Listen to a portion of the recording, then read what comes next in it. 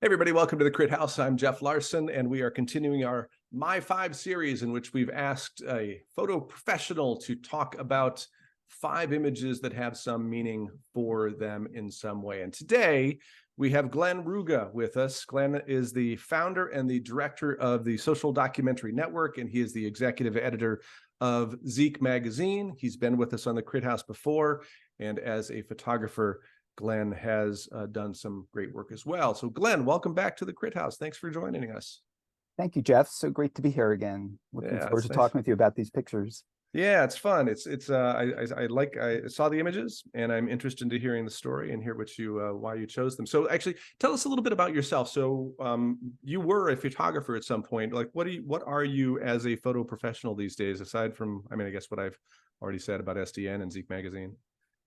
Yeah, well, as a photo professional, I manage the Social Documentary Network, and I'm the executive editor, as you say, of the magazine.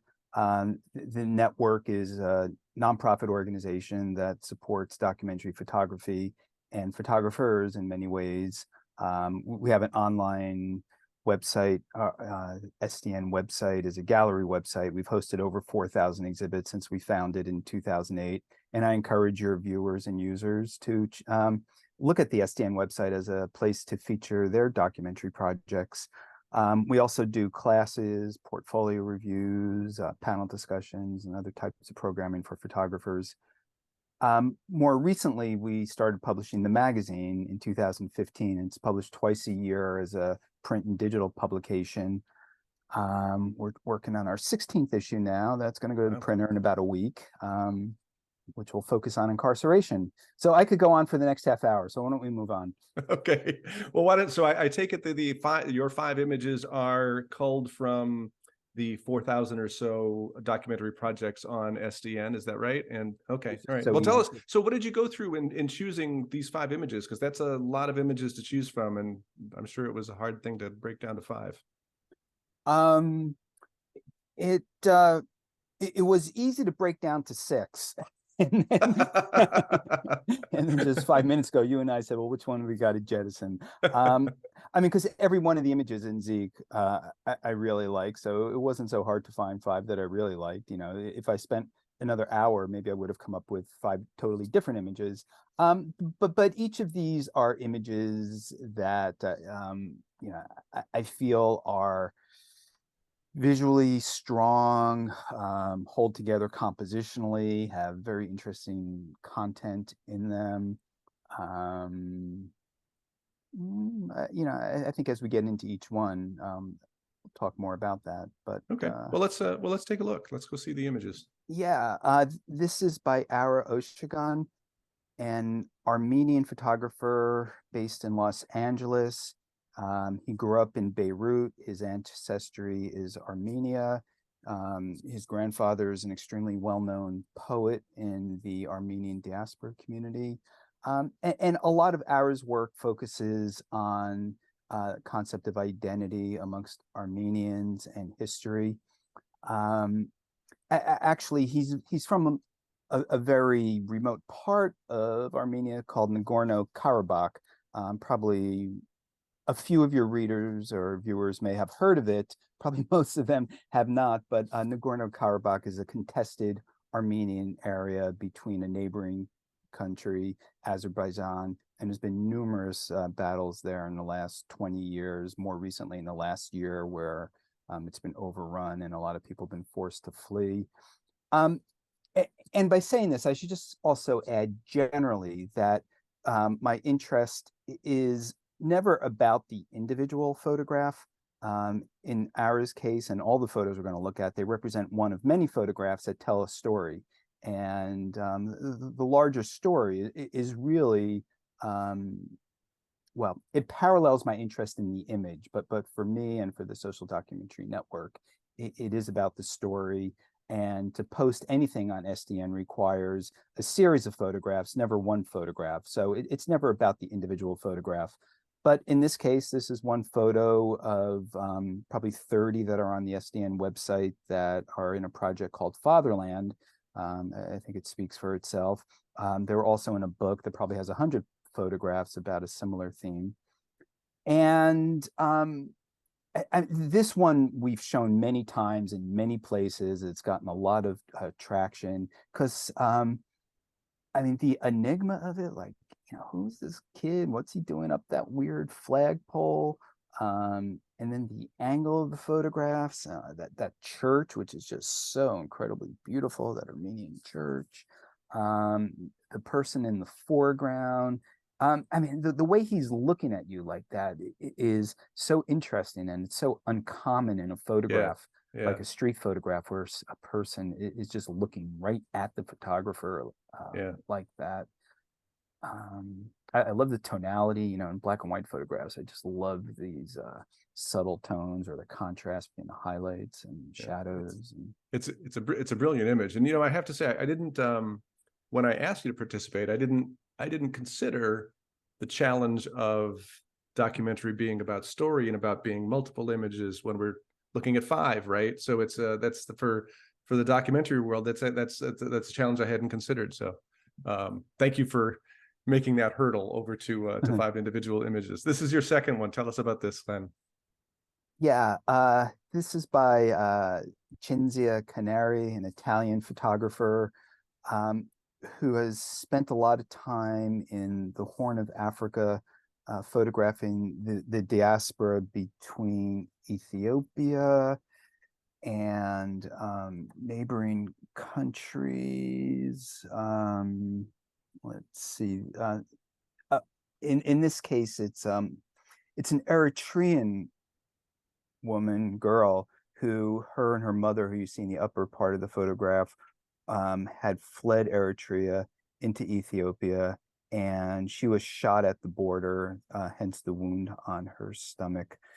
And the larger exhibit is about this migration across these contested countries, and particularly the women. The project that this is part of, it's important, the title of it, it's called Women's Body as Battlefield, and it's about how women really suffer tremendously during conflict and are often not acknowledged. Their pain is not, and suffering is not acknowledged. But Chinzia is totally committed to showing us how women are affected in conflict zones. But from strictly a photographic perspective, I'm just fascinated by this photograph compositionally. Again, the tonalities of the black and white, the real subtle tones across her skin, the profile of her face, and the way her mother is holding her arm. And I mean, the fact that you can't really see her mother is quite interesting. The velvet pants of the woman, but then the obvious wound she bears, this stitches across her stomach that she had to bear. So here's your third image, which is compelling and grainy and beautiful. This is by Emiliano Pinazoto, again, an Italian photographer, and it's quite interesting how many award winners with SDN are from Italy. I don't know why that is, but Italy just produces outstanding photographers, particularly in this black and white documentary vein. This story is called The Emptying of the Andes, and in one way or another, it's a very common theme on SDN about how indigenous and traditional societies are losing their ways of life because of it used to be because of industrialization and because of the draw of steady employment and possible steady employment in an urban area. Today, it's more about climate refugees, people who are just completely losing their traditional ways of life because it's just completely unsustainable any longer.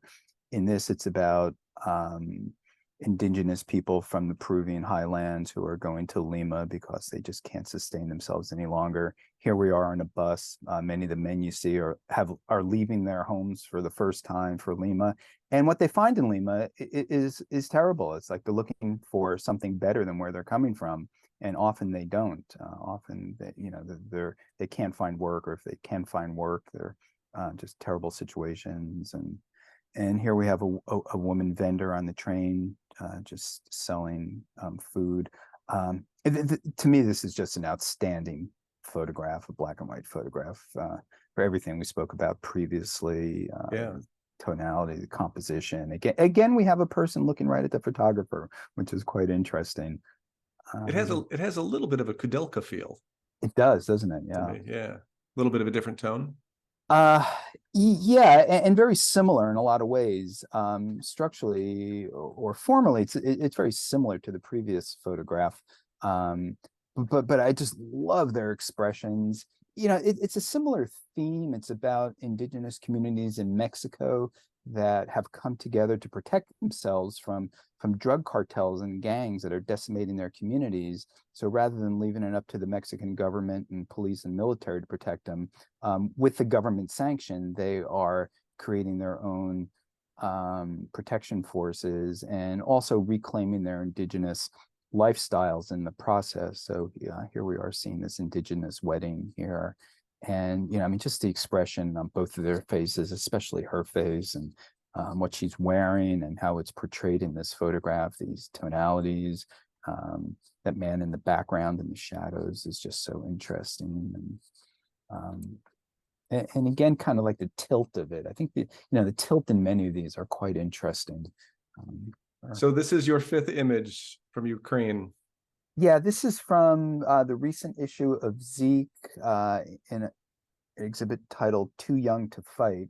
It's by an American photographer born in Russia, Svet Jacqueline. She's fairly young and started photographing Ukraine recently and just been doing outstanding work. But she's very committed to photographing the effect of children in this war, and hence the title of this exhibit, "Too Young to Fight." You know, it's interesting that this photograph made its way into the magazine, into ZEKE, as an afterthought. We had another picture that just wasn't working well, and we said, well, let's try to find another picture. And we found this one, and it just really rose to the top for me.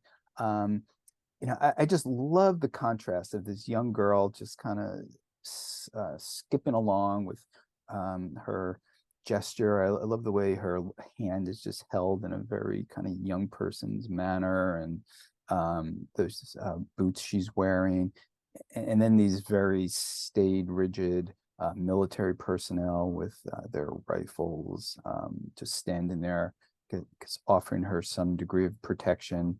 It's a little bit of an enigma. At first you think that this rifle, that she's carrying that rifle on the left, but then you realize she's not carrying it. She's kind of running past them.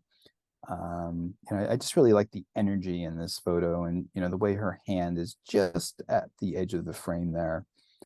It's a lovely image, and I'm glad you included it. Glenn, is there something, is there anything that's being done at SDN right now that's worthwhile for you to talk about? Any classes coming up that will be happening in the fall that you'd want to promote? Something that we can, yeah, for sure. Thank you for giving me the opportunity to talk about this. We have an educational program each season. So our fall classes start in October.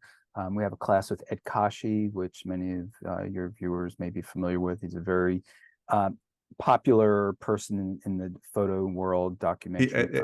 Ed recorded a My 5 episode for us, so they will know him that much more too. And he's just such a generous person with his time and commitment to his students. His classes are very popular. Most of these classes are 6 to 8 weeks, meet once a week. So we have Ed, and then we have a class by a Canadian photographer, Amber Bracken, who actually won the World Press Photo of the Year. Amber's been on the program as well. Yes, she has been. And we did a special on that image that won the award. It's a brilliant image. We'll let everybody know that we'll include information about your website and where they can go for those classes and to learn more about your educational opportunities in SDN and ZEKE magazine altogether. So Glenn, thanks for joining us here on the Crit House, and thank you all for watching the Crit House.